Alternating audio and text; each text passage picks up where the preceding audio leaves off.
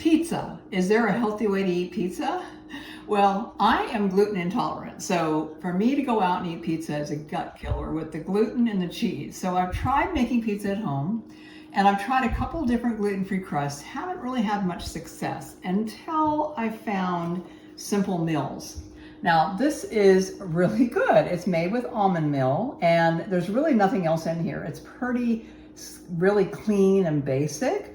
The thing is about this type of pizza crust is you have to press it out. You can't roll it out. It gets really sticky. So you can see it's a pretty big pizza pan, right? So I pressed it all out, and then you cook it for 15 minutes, and then you put your topping on. I did some jarred pizza sauce, nothing special here. And I did your, part skim mozzarella cheese, basic, a little bit of Parmesan cheese, because we like Parmesan cheese too. And then we've got red peppers and green peppers, and we have onions on here, mushrooms. And then to make it a little bit healthier, it's nitrate-free salami. So that's gonna not give you all the nitrates that come in like hot dogs and things like that.